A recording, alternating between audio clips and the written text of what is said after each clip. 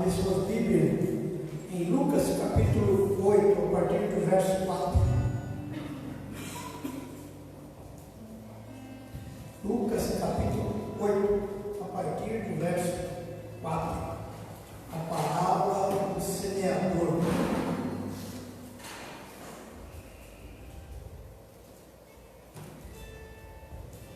Pastor Orlando já vai chegar, ele está preso no trânsito, eu também fiquei no trânsito aí, para vir da minha casa aqui. Mas já chega. Todos acharam? Lucas, já está aqui.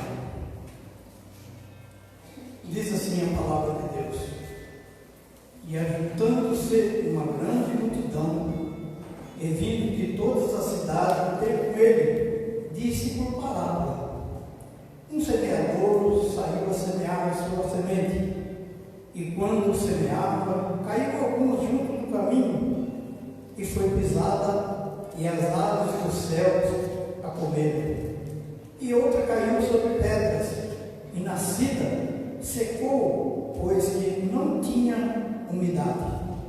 E outra caiu entre espinhos, e crescendo, com ela os espinhos a sufocaram.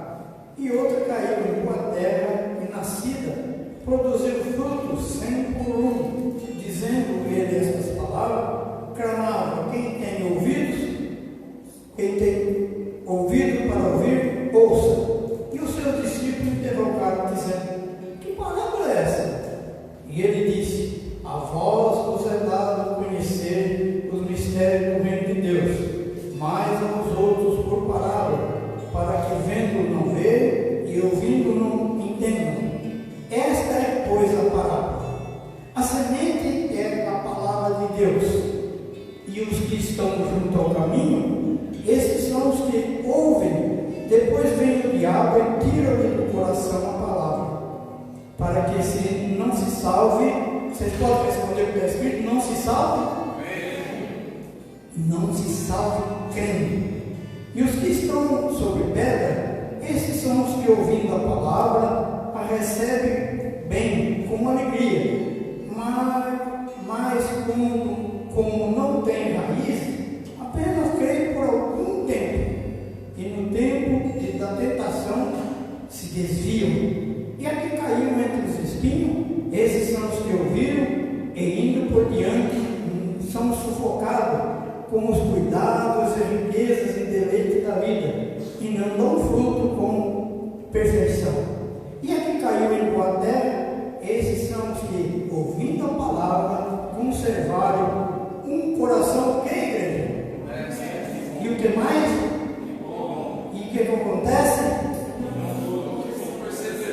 Dão fruto com perseverança. Palavra de Deus.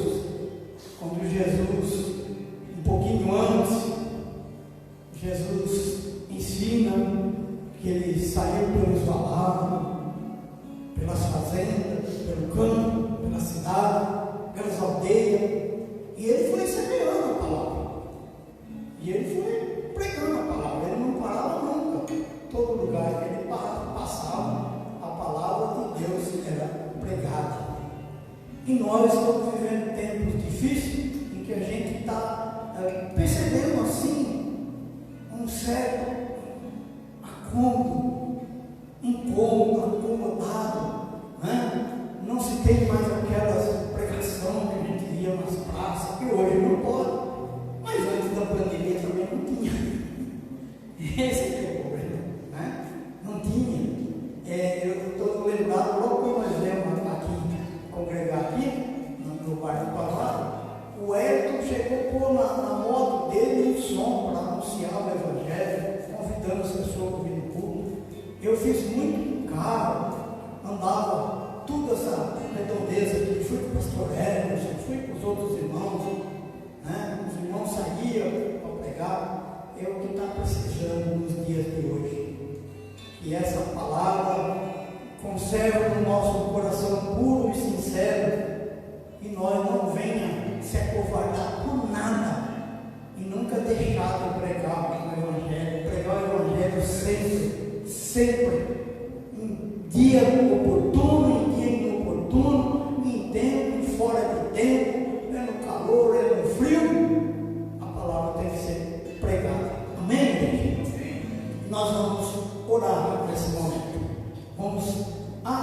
agradecer a Deus por nós já estar aqui.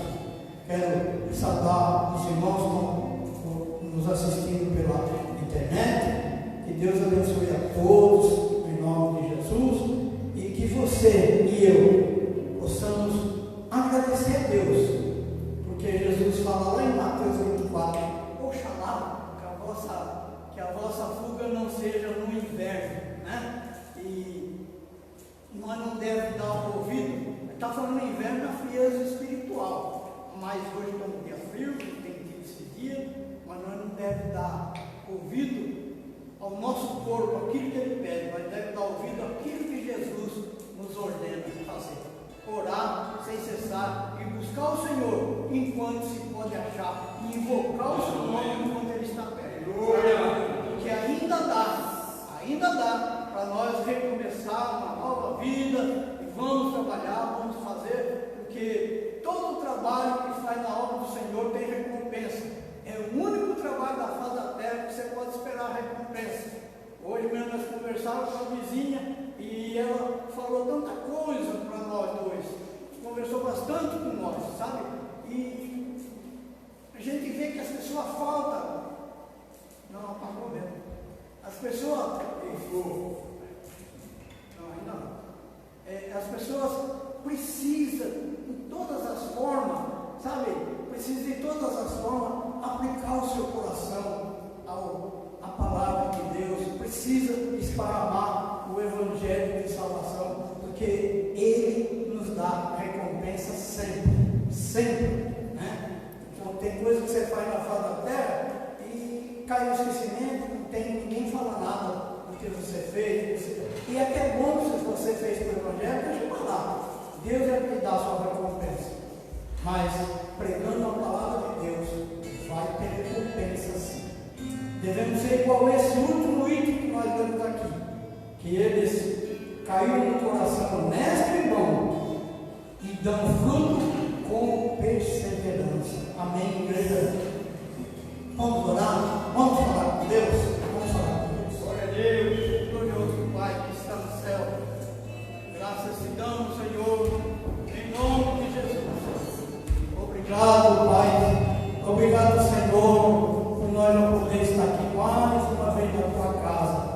Mais uma oportunidade de nós, Senhor, se ajuntar e falar com o Senhor, pedir perdão pelo nosso pecado, confessando as nossas culpas por palavra, por pensamento, por obra, pedindo ao Senhor que nos venha perdoar, Pai, porque precisamos do Senhor em tudo na nossa vida.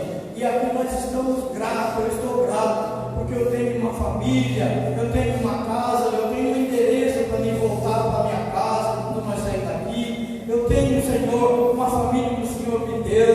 Eu tenho, Senhor, graça do Senhor para poder chegar até essa casa de oração e orar. E aqui nós estamos, ó Deus, agradecidos, meu Pai.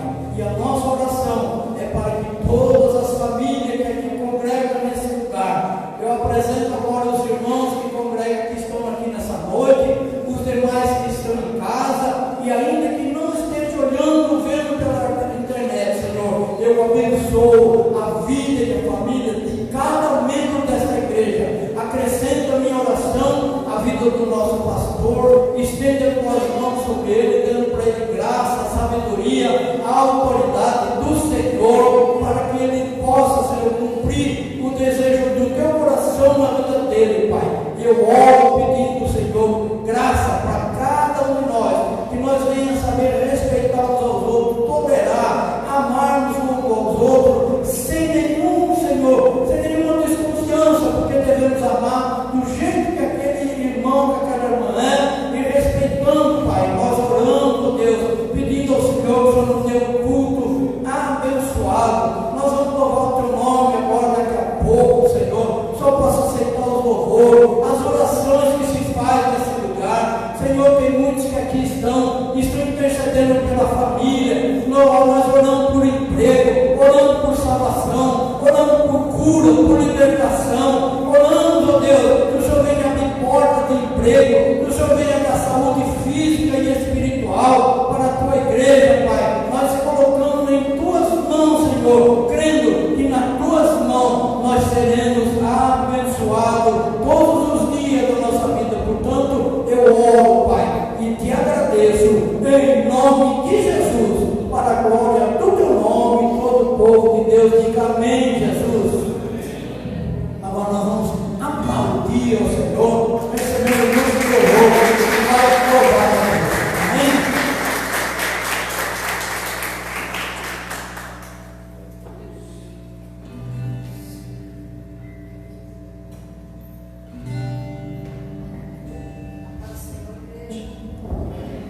paz, Senhor, igreja. Amém. A paz, Senhor, quem nos assiste.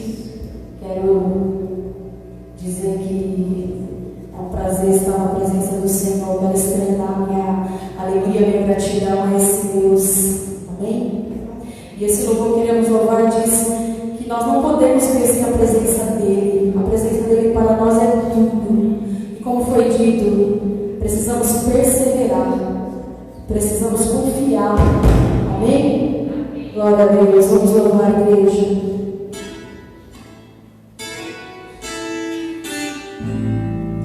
Aleluia. Obrigado, Pai, por esse momento, Senhor, em tua casa, Senhor. Não há lugar melhor, Pai. Precisamos, Senhor, tanto de ti, Senhor. Venha com teu abraço, Senhor, esses dias, Pai.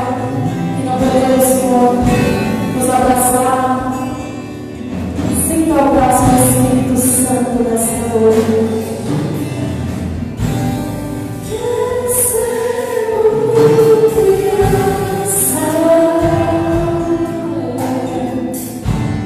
Te amar.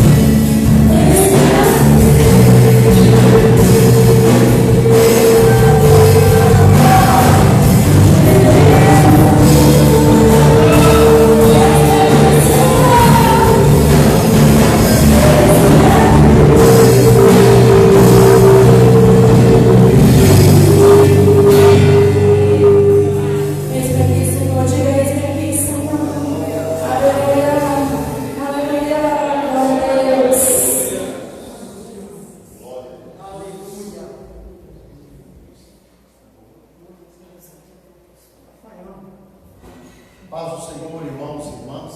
Amém. Graças a Deus. Vamos ter mais um momento de oração. Paciência para estar de pé mais um pouquinho só, né? Antes ninguém vai morrer, tá bom? Vamos falar com Deus. Nós temos muitos motivos de oração, né? As famílias que nos assistem, os irmãos aqui também, né? Todos nós necessitamos. Eu queria fazer um pedido de oração de um jovem chamado Estevão, né? Filho de um pastor amigo nosso lá de Boacatu, que tem alguns problemas de saúde, né? E hoje foi diagnosticado com essa dificuldade que a gente está enfrentando aí. A gente está cansado até de falar o nome, né? Então vamos orar por ele, tá bom? Queria pedir oração também pela família da irmã Cíntia, né? Ela esteve no culto aqui domingo, eu estive falando com ela, né? Enfrentando algumas dificuldades assim, na área de saúde, com parentes. Enfim, vamos orar uns pelos outros, não é verdade? Tá? Então vamos falar com Deus e dentro dessa oração também, eu vou estar orando mais uma vez pela vida financeira dos irmãos. A gente tem, né, irmãos, até para evitar a movimentação aqui, a gente tem deixado a contribuição assim. Os irmãos chegam e contribuem na entrada ou na saída, isso é indiferente. Eu sempre falo que a vida financeira não é um pouquinho de óleo a mais que vai fazer Deus te abençoar mais ou menos. Tem pastor que ele diz assim, que se você der o dízimo para ele, aí Deus vai abençoar, porque o ministério dele é abençoado. Se você der o dízimo para o Senhor, o pastor pode até estar roubando o dízimo, entendeu? Então não tem assim. O que Deus olha é a fidelidade do seu coração, a sua postura ao contribuir, ao ofertar. Eu só fico preocupado que a gente põe no gasofilaço lá fora, né? O Vavá às vezes está olhando cá para dentro, né?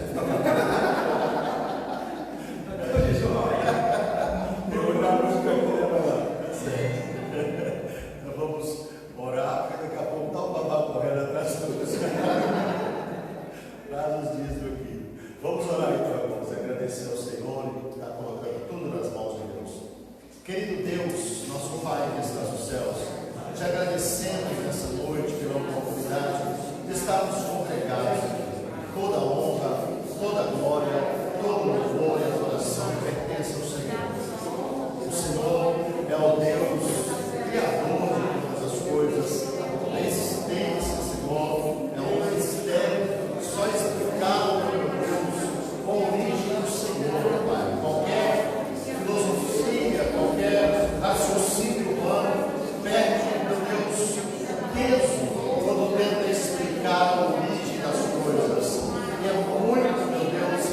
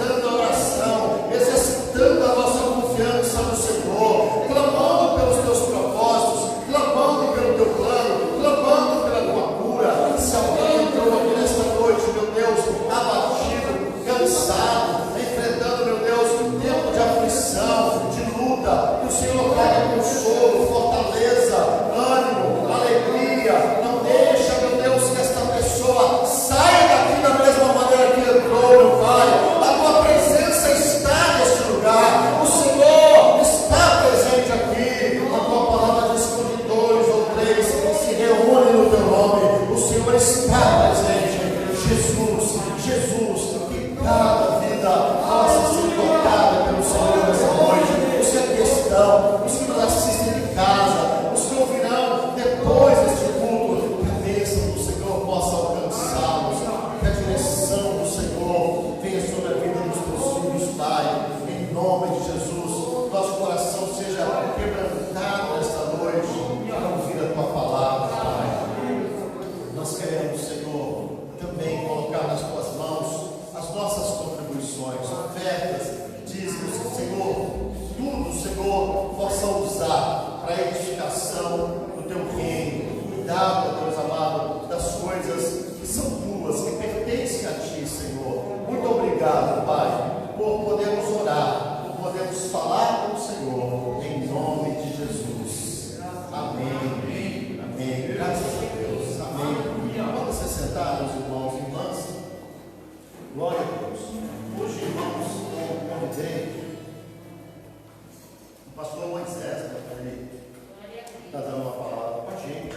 Moisés foi por um período, uns 2 anos, Moisés, um ano.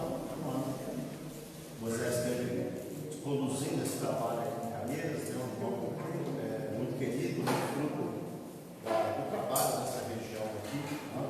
Que Deus abençoe Moisés. Daqui a pouquinho ele vai estar fazendo uso da palavra, tá? Nós, nesse final de semana agora, irmãos, nós temos 2 cultos, né? A gente tem se limitado aqui às ações de culto, né? Na quarta e no domingo pela manhã. Inclusive, o dia um dos irmãos estava comentando comigo sobre a necessidade de nós estarmos agilizando alguma coisa junto aos jovens aqui da igreja, né? A gente realmente está precisando de dar uma olhada nisso, né? Os jovens estão por aí, né? Tem como se reunir, estão aí com saúde, a gente evitando algumas coisas, mas a gente precisa estar realmente indo aos poucos aí, né? Um retorno, algumas atividades, alguns cuidados com áreas da igreja, né? E depois a gente vai estar vendo sobre isso. Mas domingo agora nós temos 2 cultos, né? E como eu disse para os irmãos, eu pedi para os irmãos que estão aqui, os que estão em casa, né? Que nós não nos aplicássemos, irmãos, a estar vindo só no culto da ceia, né? A gente tem tido essa oportunidade de congregar. Domingo nós tivemos 2 cultos, pelo que eu olhei assim, os 2 com mais de 30 pessoas, né? O primeiro tinha 34 pessoas, o segundo parece que tinha 32 pessoas. Depois eu fiquei somando assim os irmãos que estão faltando, que por uma outra situação não vieram ainda. Então a gente precisa realmente estar fazendo os 2 cultos, até pelo número de pessoas que a gente está podendo receber aqui, né?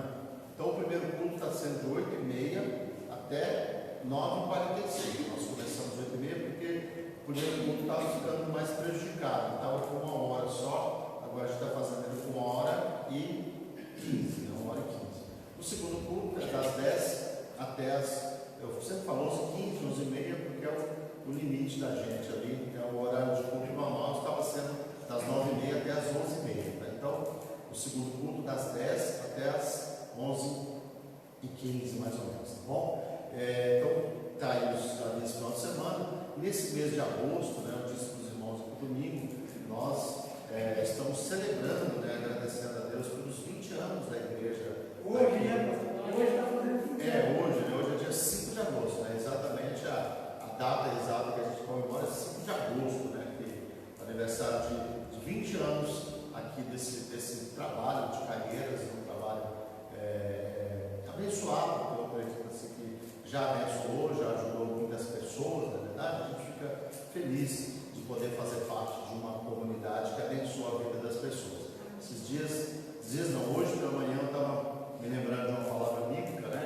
Quando a Bíblia Sagrada diz assim, que que Josué, no capítulo 24, versículo 28, diz que ele se despediu de todo o povo, né? E cada um foi para a sua herança, né? Cada um foi para a sua terra.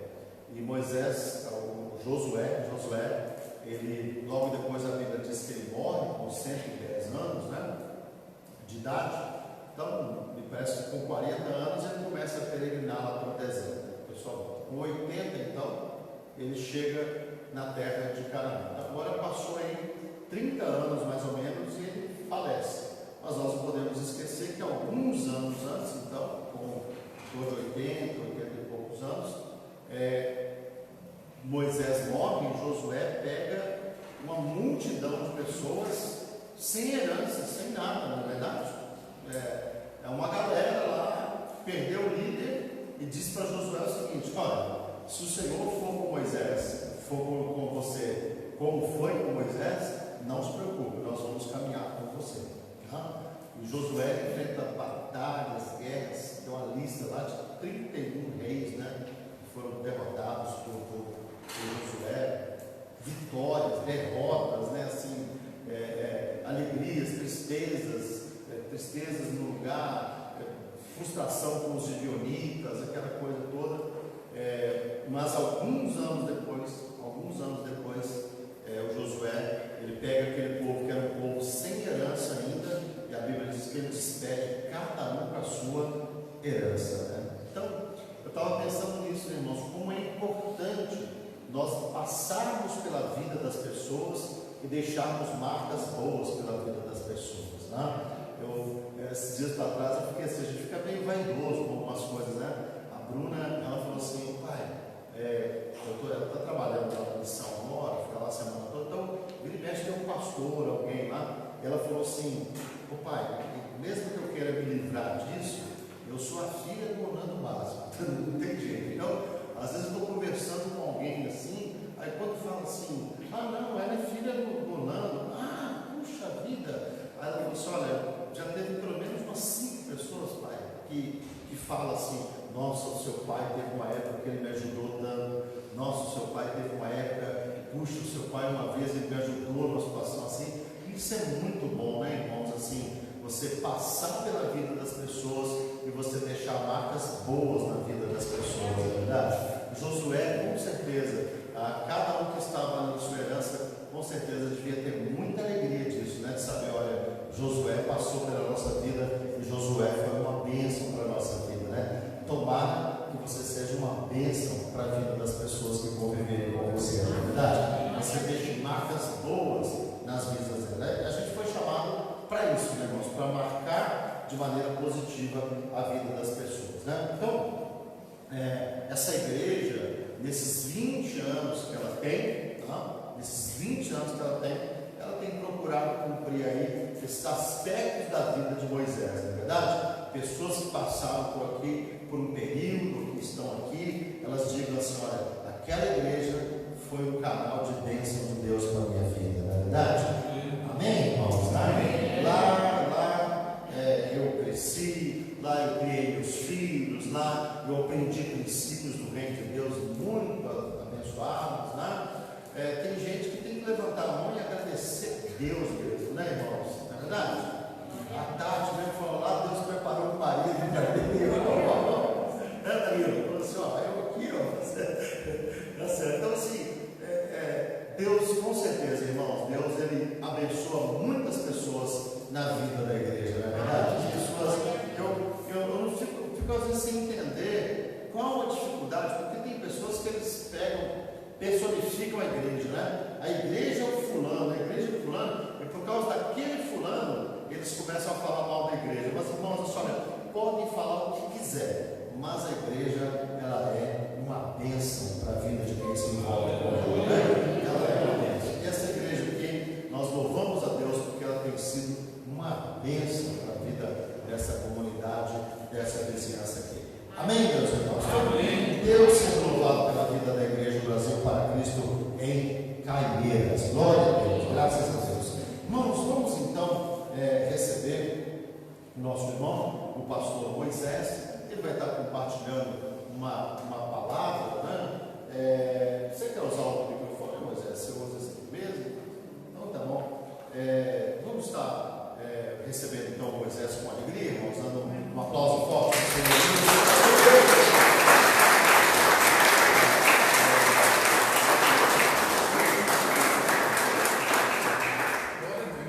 Boa noite, irmãos, paz do Senhor.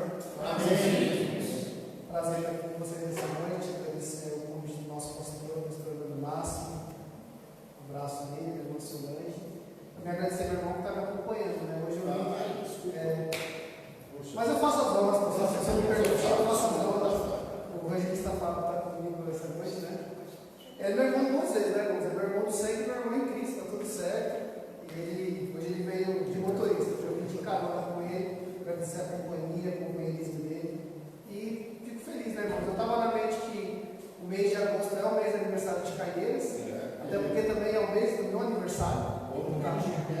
Fica ali bonitinho, né? Se vocês quiserem saber, dia 17 de agosto, se vocês quiserem marcar, né? Tá bom? E parabéns para os irmãos, para a igreja. Realmente, a igreja é marcante. Ela precisa marcar a nossa história. E eu tive a oportunidade de congregar aqui 2 vezes, né?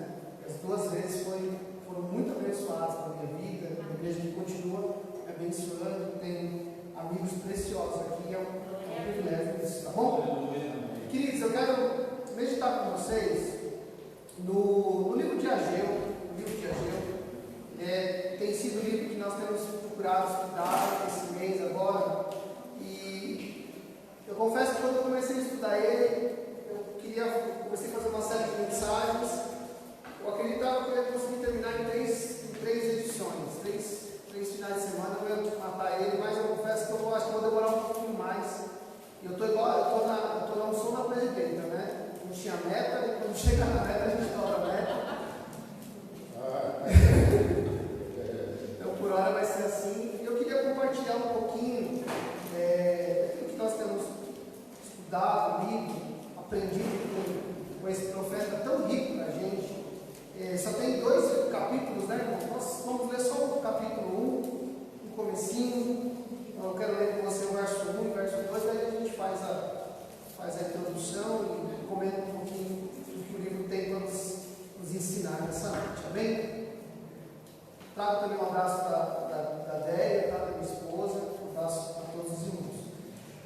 Livro de Ageu, capítulo 1, verso 1, vai dizer o seguinte: no 2º ano do rei Dário, no 6º mês, no 1º dia do mês, veio a palavra do Senhor por intermédio do profeta Ageu a Zorobabel, filho de Salatiel, governador de Judá, e a Josué, filho de Josadaque, o sumo sacerdote, dizendo: assim fala o Senhor dos Exércitos, este povo disse: não veio ainda o tempo em que a casa do Senhor deve ser edificada. Amém? Podemos orar mais uma vez, em nome de Jesus? Pai amado, Pai santo, Pai querido, nós te louvamos, Pai. Eu te agradeço nessa noite.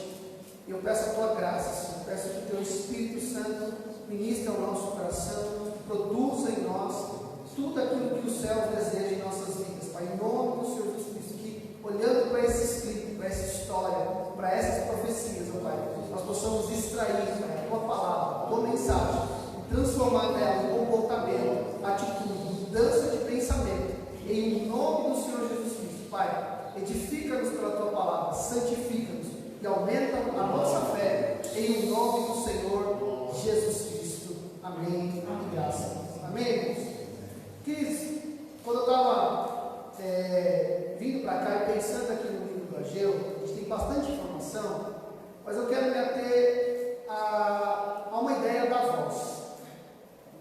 A uma ideia da voz, porque nós lemos aqui que se os irmãos, para trabalhar esses livros, a gente precisava trabalhar outros livros, livro de Salmos, livro de Esdras, livro de Neemias, que são livros que estão dentro desse contexto. Quando você percebe, nós lemos um texto em que a palavra do Senhor veio ao profeta Ageu, mas ela veio também diante de uma outra voz que havia nascido no meio do povo israelita, no meio de Judá. E essa voz que estava, era uma voz corrente, era uma ideia corrente ali, era a ideia de que não era tempo de construir ou de reconstruir a casa do Senhor. Era uma ideia, uma força corrente, uma mensagem que corria por dentro ali a região, que fez com que eles não continuassem a reconstrução do templo. E quando eu estava pensando sobre isso, a gente tem, irmão, diante de nossos dias hoje, um cenário muito preocupante no que se diz de influência. A gente pode, irmãos, tentar fugir da influência, mas nós não fugimos dela. Nós somos totalmente influenciados. E não é diferente, isso não é uma coisa ruim. Isso não é uma coisa ruim. Paulo vai escrever a Timóteo, quando ele diz que ele deve guardar essa doutrina, perseverar por ela, porque fazendo isso salvará tanto a ele quanto aqueles que o ouviram. Ou seja, há uma influência direta do ministério de Timóteo sobre o futuro deles, tudo que se diz acerca da eternidade.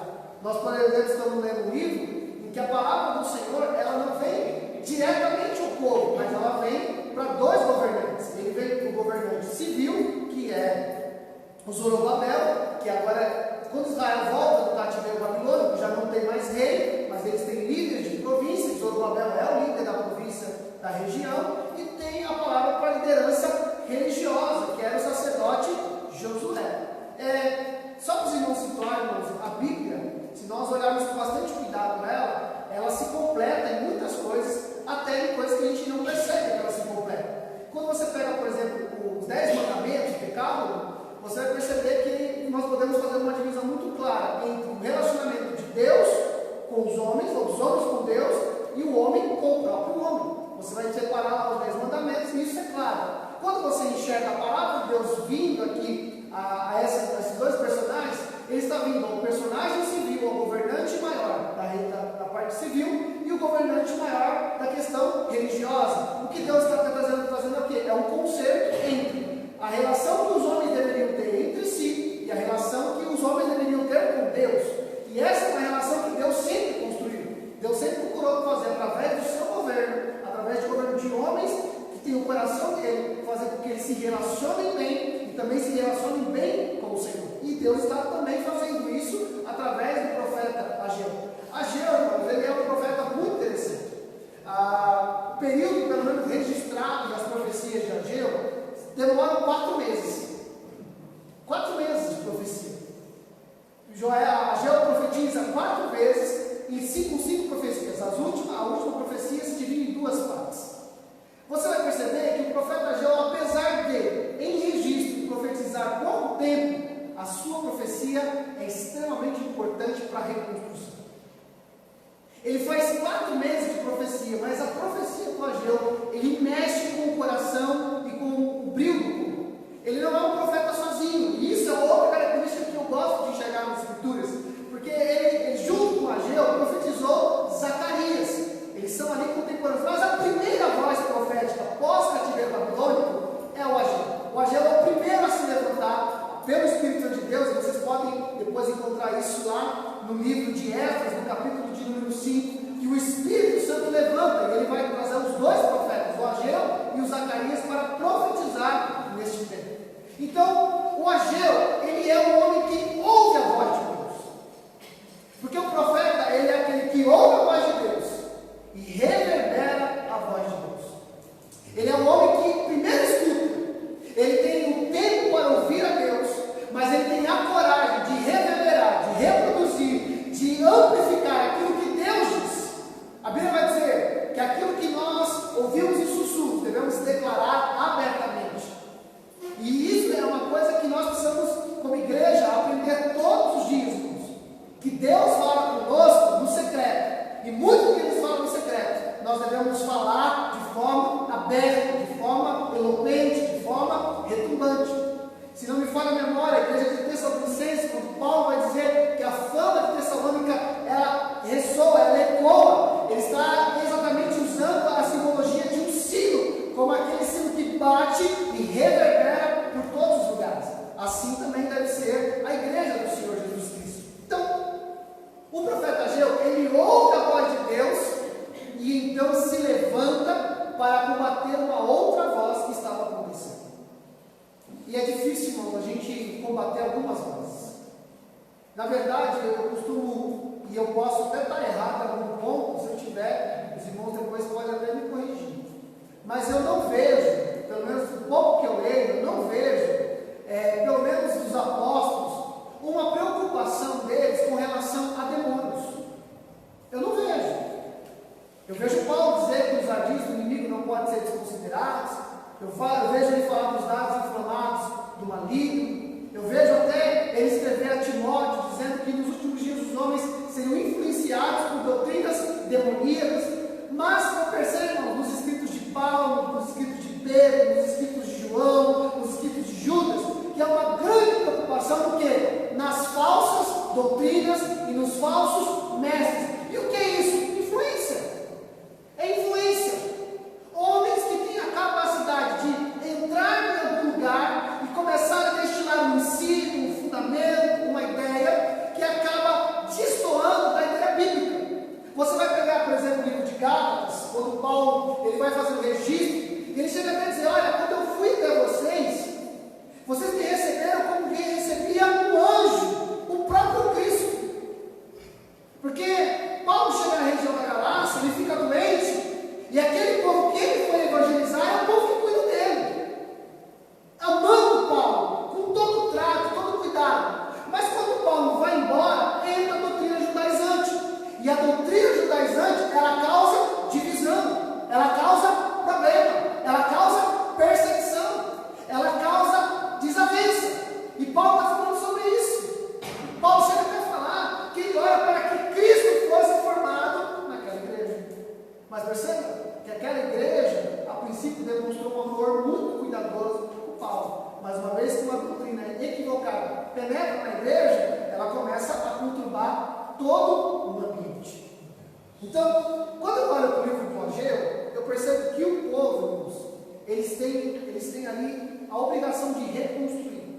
Você pega lá os escritos de Esdras, você vê que quando Ciro liberta o povo, cumprindo a profecia de Jeremias, e a Bíblia vai dizer isso, cumprindo-se os dias da profecia de Jeremias, que era 70 anos de cativeiro, o Ciro liberta o povo. E a fala do Ciro, rei da época, é qual? Vocês devem voltar e reconstruir o templo, a casa do Senhor. Então eles saem daquela região com uma ordem real, a ordem do governador maior daquela época. Então eles vão ali com aquela fala. E a Bíblia vai dizer, irmãos, depois os irmãos com calma podem ler lá no capítulo 4 do livro de Esdras, que quando eles chegam lá na região, o que eles começam? Eles começam a fazer sacrifícios segundo a ordem de Moisés. E eles começam bem. Eles começam, bom, se nós vamos recomeçar, se nós vamos reconstruir, nós temos que reconstruir sobre bases sólidas. Nós temos que reconstruir, começar a nossa vida novamente, retomar o nosso rumo de bases sólidas. E eles fazem como? Começam a fazer sacrifícios a partir do que? Da lei de Moisés. Eles estão debaixo de uma base sólida. Uma base sólida eles estão edificando. E o que eles fazem? A Bíblia vai dizer que eles contratam carpinteiros, homens, para levantar o templo. Então eles estão indo bem com isso. Eles estão com o espírito motivados. Você pega o Salmo 132, que é um salmo pós-exílio, você vai perceber que no Salmo 132, eles estão evocando uma fala do Davi, quando ele diz, né? Não darei descanso aos meus olhos, não descansarei, não entrarei na minha cama, não dormirei, até que eu encontre uma casa do Senhor, um repouso, a arca de Deus. Então, o que eles estão evocando ali? O zelo de Davi para levantar uma casa, o desejo de Davi para levantar uma casa. E o Davi, irmãos, é muito zeloso com isso. Você percebe lá no livro de Crônicas, o zelo que ele tem pela casa, pela arca, o desejo da construção da arca. Ele constitui adoração 7 dias por semana, 24 horas. E quando ele é dito pelo profeta Natan, Deus fala ao Natan que ele não vai construir a casa, mas Salomão vai construir, você percebe que o Davi não desanima. O Davi, ele organiza o governo para ter material para a construção do templo, e ele mesmo ele vai dizer assim, porque amo a casa de Deus, tirei do meu tesouro particular. E isso para mim, irmãos, é um sinal. Porque se nós amamos a casa de Deus, se nós amamos a obra de Deus, nós queremos dar coisas pessoais para Deus. É muito complicado quando nós queremos produzir adoração a Deus com aquilo que é do outro, com aquilo que não está na nossa administração, com aquilo que não está na nossa mão. Eu quero fazer uma boa obra, eu quero exercer o ministério de misericórdia, ajudar os necessitados, mas como que eu faço? Eu faço com os outros. Se a igreja não se organiza com um departamento, com uma instituição, com uma organização, eu não faço. Porque eu dependo da outra estrutura. E eu vejo Davi dizendo o seguinte: olha, eu amo a casa de Deus, e por amar a casa de Deus, do meu tesouro particular, então eu quero construir. E no Salmo pós-exílio, Salmo 32, eles evocam esse espírito de Davi.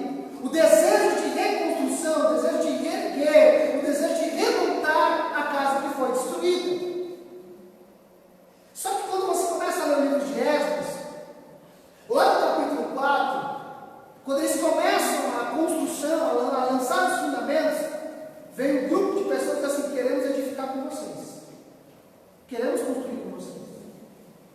E eles acertam quando eles falam: vocês não têm negócio nessa obra. E isso, para mim, irmãos, é outra coisa que nós vamos entender. Que embora existam pessoas muito boas, irmãos, que às vezes desejam nos ajudar em alguma área da nossa vida, a pergunta que nós devemos fazer é: debaixo de qual influência que ela vai ajudar? Quais são os seus juízos de valor? Quais são as suas ideias de família? Às vezes a pessoa fala assim: a pessoa está com dificuldade no casamento, e ela vai procurar um amigo, uma amiga, um colega de trabalho, uma colega de trabalho, e a pessoa, e aí, irmãos, a gente precisa aprender a dividir algumas coisas.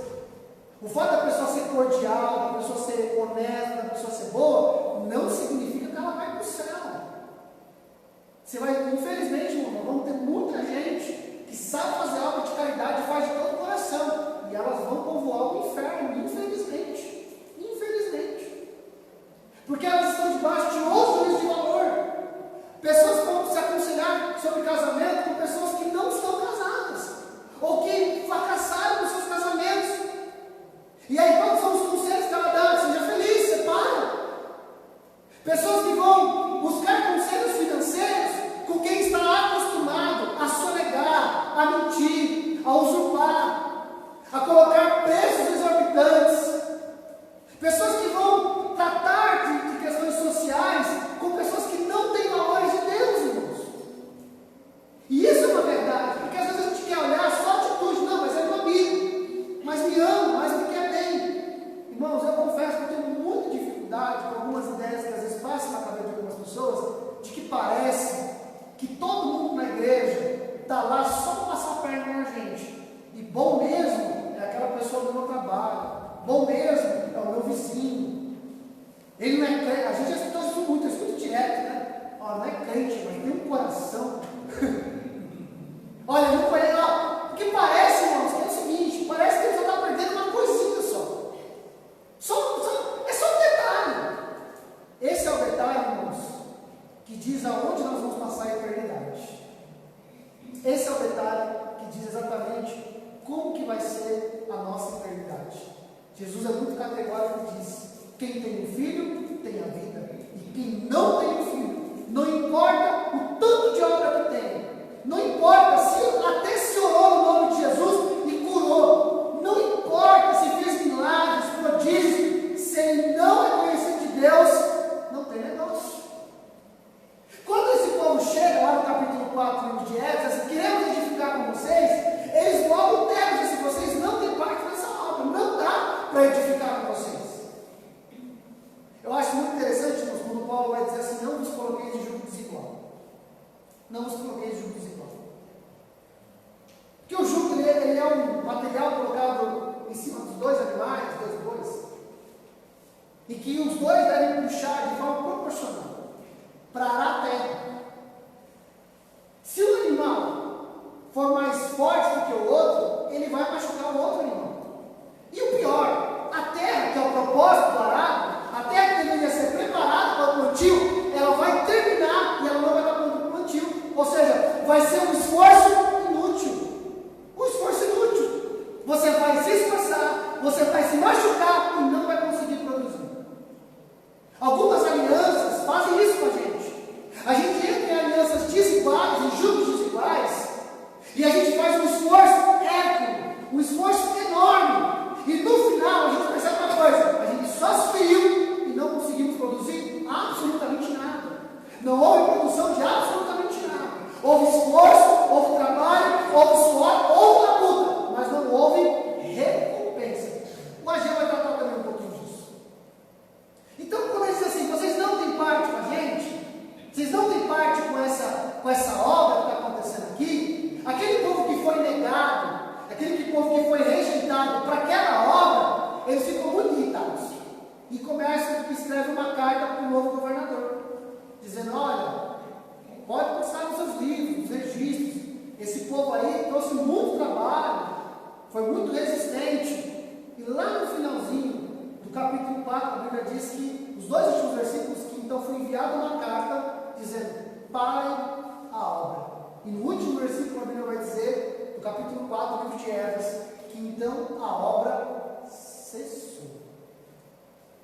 E é exatamente neste ponto, irmãos, em que esta fala nasce.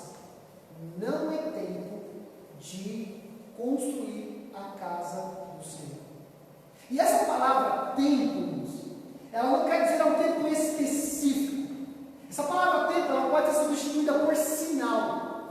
Não há um sinal, não há uma evidência de que a casa de Deus deveria ser reconstruída. Não existe uma evidência, não existe um sinal, não existe nada que a gente enxergue no cenário que diga que agora é o tempo da reconstrução.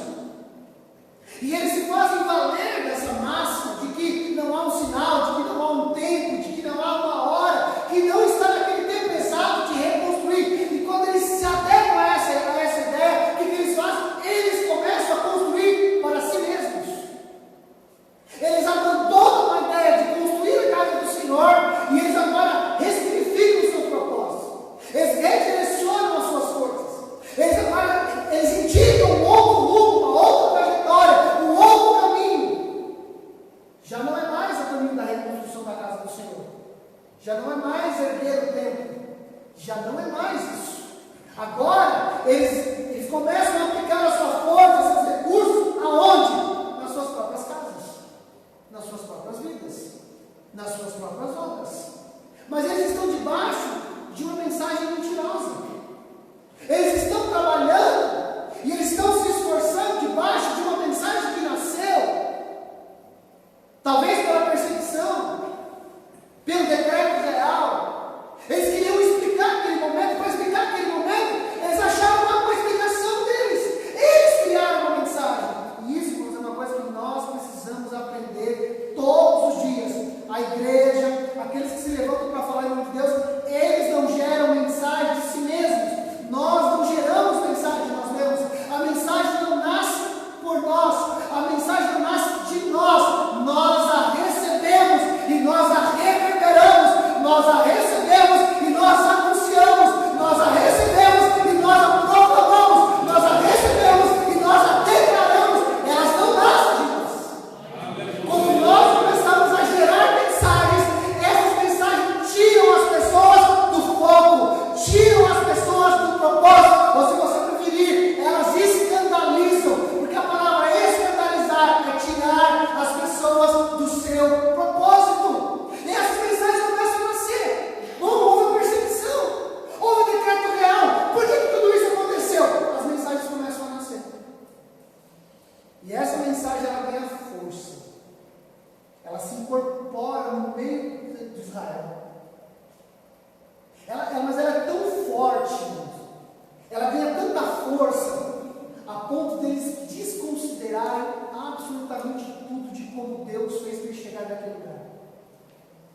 Eles estão esquecendo das profecias de Jeremias, as quais o próprio Daniel diz que estudando, ele chega à conclusão de que o tempo do cativeiro acabou. Estudando o quê? As Escrituras, irmãos.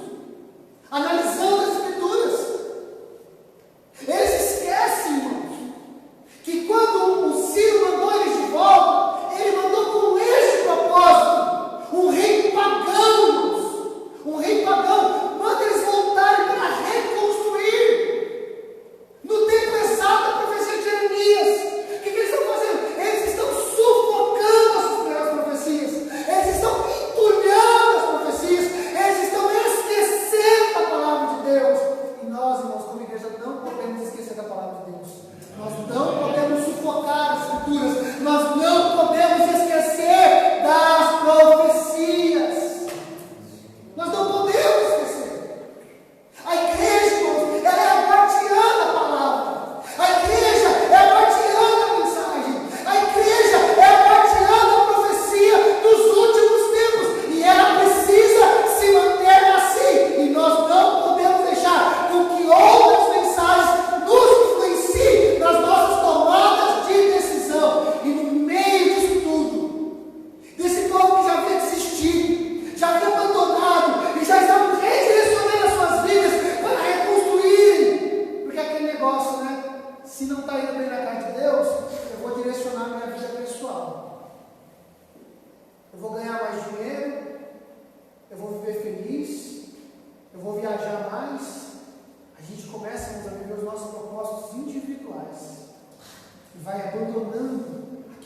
Deus quer como a igreja do Senhor, como o corpo de Cristo, como o edifício do Senhor, como Paulo escreve a Coríntios.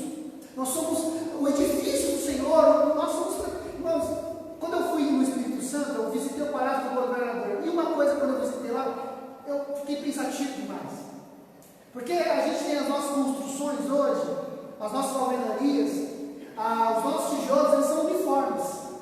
Eles são uniformes. Basicamente, um tijolo baiano tem o mesmo tamanho. E a gente acostumou a construir os nossos prédios com pedras uniformes. Mas não era assim antes. As pedras não eram uniformes. Havia pedras maiores e pedras menores.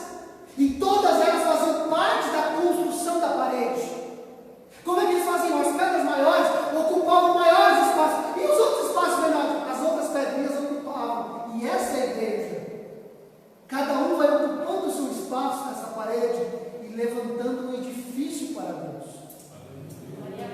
E quando isso começa a acontecer, quando esse mundo começa a se aquietar debaixo dessa linha, dessa mensagem, e eles começam a se moldar por elas. Por isso, Paulo vai dizer, né, irmãos, aos Romanos, que nós não devemos nos moldar a este mundo, nos conformar com esse mundo. Nós devíamos fazer o que? Uma renovação de entendimento, para que então possais experimentar a vontade de Deus, que é boa, perfeita e agradável. Enquanto a gente estiver sendo moldado pela influência, por uma mensagem que não é bíblica, que não é de Deus, que não vem dos céus, a nossa mente não está pronta para provar a vontade de Deus, que é boa, perfeita e agradável. Quando isso começa a acontecer, Deus levanta um homem, um não, dois, para começarem a declarar tudo aquilo que estava errado e o que eles deveriam de fazer de certo. Irmãos, não é fácil e não é simples ser uma voz contrária, principalmente quando há uma influência solidificada. Não é fácil. Você pega, por exemplo, quando Paulo chega em Éfeso, há uma entidade que está lá há anos, instituída, que a cidade começa, a sua vida econômica começa a girar em torno dela, Deus odiando. Mas quando a mensagem do Senhor começa a chegar e começa a mexer, o que acontece? Ele é levado para o tribunal. Por quê? Porque é uma estrutura ali, há uma mentira já naquele lugar. Mas quando alguém se levanta com a verdade, ela precisa combater a mentira. O problema é quando nós começamos a viver também debaixo dessas influências mentirosas. E eu falo isso, irmãos, bem para o nosso tempo. Bem para o nosso tempo. Porque, querendo ou não, irmãos, nós estamos debaixo de uma cultura de medo, uma cultura de pavor. Parece que Deus nos abandonou. E Deus não nos abandonou. A igreja não está sozinha. A igreja não está abandonada. A igreja não está à deriva. A igreja não está no léu. Pelo contrário, irmãos. Eu enxergo esse tempo, e isso pode ser uma visão muito minha. Eu enxergo o seguinte: Deus sabia desse tempo. E Deus preparou uma igreja para esse tempo. E Deus chamou para esse tempo, para ser a igreja desse tempo. E nós precisamos ter uma mensagem que não gera da gente, mas vem dos céus para nós.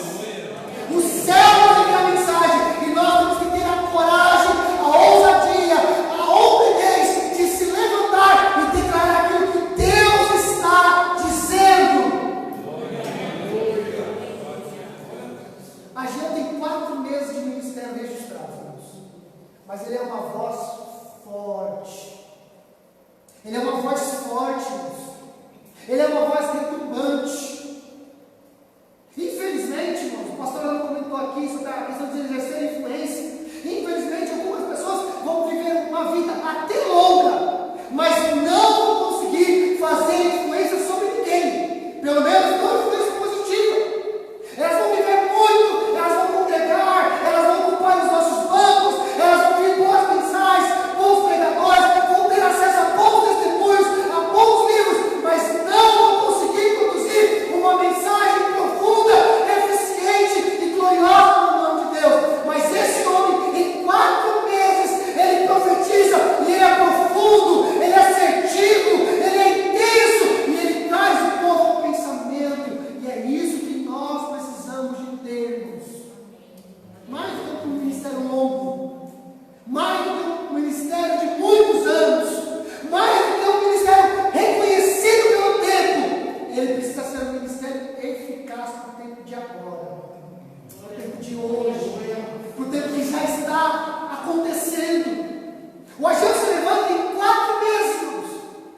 Nas duas primeiras falas do Ageu, a Bíblia diz que então o povo atende a voz. Aquela mentira que estava reinando no coração das pessoas, de que não era tempo, não havia sinais, agora ela começa a sumir, ela começa a dissipar, e a verdadeira palavra, a vontade de Deus começa a operar, a imperar, e quando o decreto é de que não pode reconstruir, existe limite na reconstrução, mas vem o Espírito Santo de Deus, levanta um homem, dois homens, e ele declara: não é tempo, vocês devem voltar a reconstruir, e debaixo daquela palavra, o povo volta a reconstruir. E o que Deus diz para eles? Eu estou com vocês. Se nós queremos, irmãos, que Deus esteja com a gente, nós precisamos aprender a ouvir a voz de Deus. A gente organiza a nossa vida diante de tantas falas. Quem tinha economia, quando começou a pandemia, reorganizou a economia. Jogou para cá, jogou para lá, tirou das ações, colocou não sei aonde tem menos risco. Organizamos as nossas vidas, coloca máscara, álcool em gel, um monte de coisa que a gente não tinha, começa a fazer. E isso não estou falando que é ruim, não. Isso é para o nosso cuidado. Mas é a nossa fé. Quem está direcionando ela? E o nosso devocional? Quem está direcionando ela? E o ouvir a Deus, quem está direcionando? Quais são as vozes que nós temos ouvido? Quais são as vozes que temos influenciado? Quais são as vozes que têm guiado a nossa fé, a nossa confiança em Deus, a nossa viva esperança? Pedro vai dizer que nós devemos de estar prontos para dizer aquele que nos pede o motivo da nossa esperança. E ele diz assim: fica pronto. A gente acredita, irmãos, que a gente vai estar no melhor dos cenários. E quando eu vejo Paulo dizer que nós devemos pregar em tempo e fora de tempo, eu enxergo que hoje é fora de tempo. Porque parece que o tempo é propício. Quando a economia vai bem, parece que é tempo propício. A economia vai bem, não fala de prosperidade. Quando as coisas caminham economicamente, financeiramente, sociologicamente, então é bom, é propício, a mensagem flui, a mensagem vai, a mensagem alcança. Mas existem dias, irmãos, que é fora de tempo. E é nesse fora de tempo, fora de contexto, fora de alinhamento desse mundo, é que a mensagem de Deus nasce e precisa encontrar ouvidos atentos e corações corajosos para anunciá-las, para vivê-las todos os dias, todos os dias, todos os dias. Eu imagino que é isso que Deus espera de nós nesse tempo. Eu espero que é isso que Deus espera de mim e de você nesse tempo.